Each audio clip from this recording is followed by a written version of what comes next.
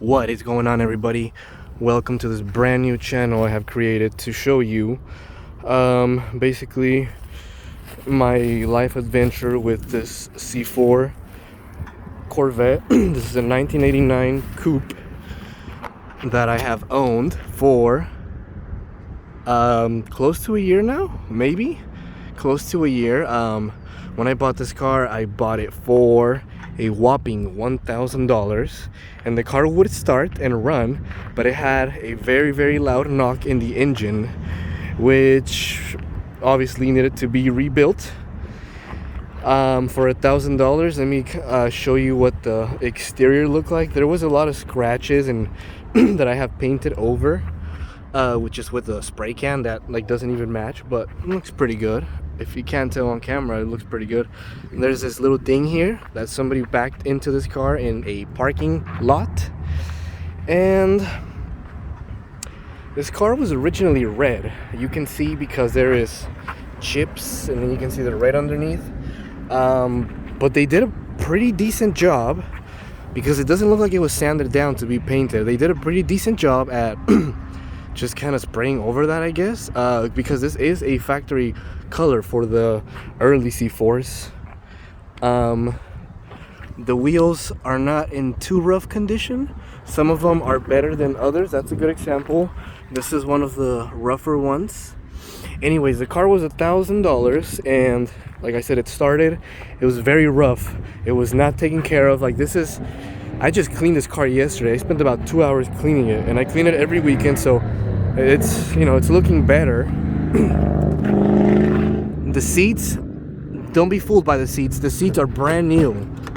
I had these redone because the stock seats, literally when I got on the brake, this part of the seat would like just fly and hit the dash area, and this was falling. It was completely torn. The foam was just turning into dust. So these are brand new. Other than that, this is what the interior looked like. It's pretty rough. Let me show you. This side isn't too bad with the door panel here, but the driver's side definitely is. What I'm trying to say, guys, is this car's come a long way, and it still looks like crap. But if you can picture this kind of stuff, this is what the whole car looked like. The carpet was ripped out. I've kind of glued it back together. The steering wheel's a little jacked. The weather stripping is falling out. It's ripped everywhere. Water comes in when it rains. You can see more weather stripping stuff here.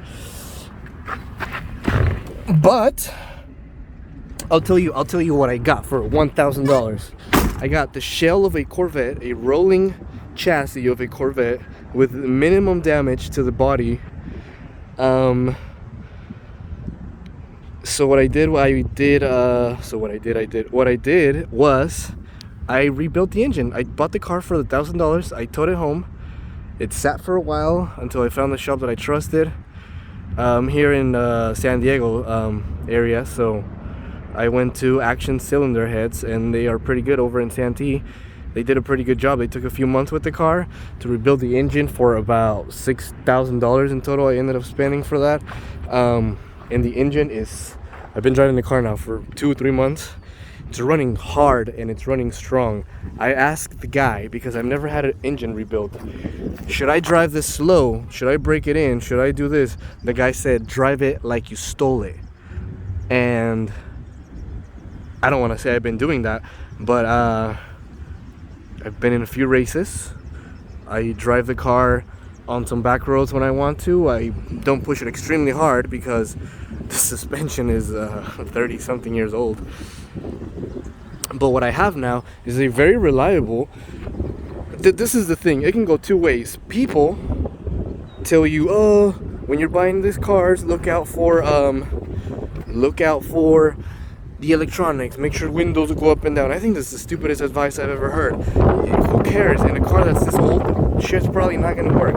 I would say buy the cheapest, even if it's in rough condition, buy the cheapest one you can find that is a Corvette shell, and then build it from the ground up, because you're gonna know exactly what's done to it. Who cares if you bought one for $6-7 grand and it runs decent for a 30-year-old car? Buy one that doesn't work and make it run perfect. This thing has about 1,000 miles in the engine, and it runs hard. It runs really hard, and I beat a lot of cars that are a lot newer, like 30 years newer, and it is faster than a lot of those cars, and it's faster than a lot of V6 sports cars like Mustangs and Camaros and Subarus and shit like that. Dodge Ram, no chance.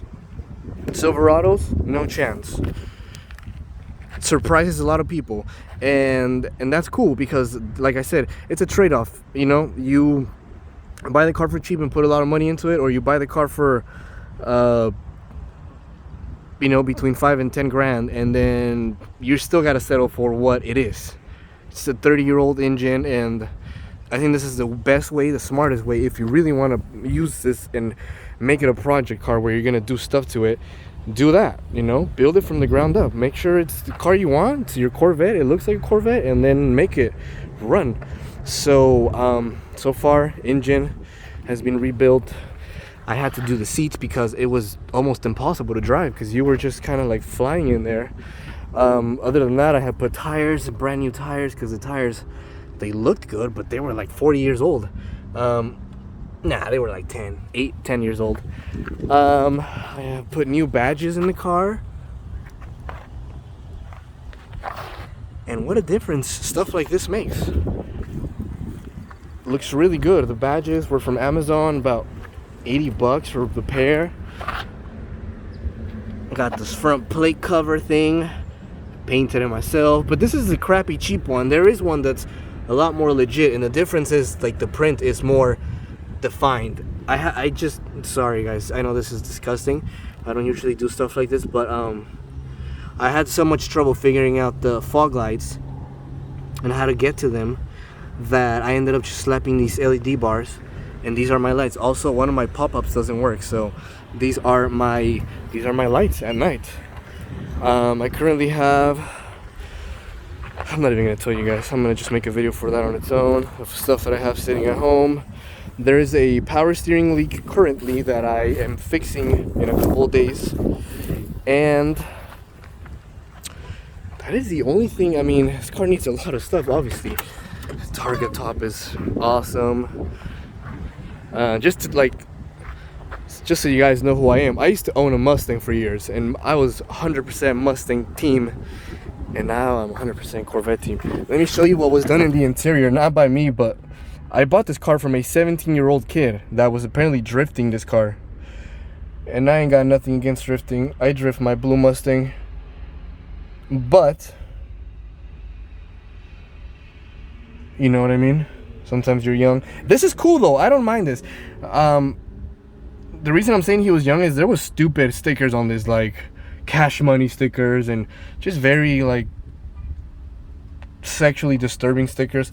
But this I don't mind. This is very 80s. I actually love the 80s. I carry a boombox in here. This is my radio, and this is kind of a cool little concept.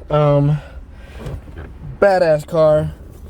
Let me give you guys a little startup so you guys see this car runs and all that. Come on, baby, give it to me.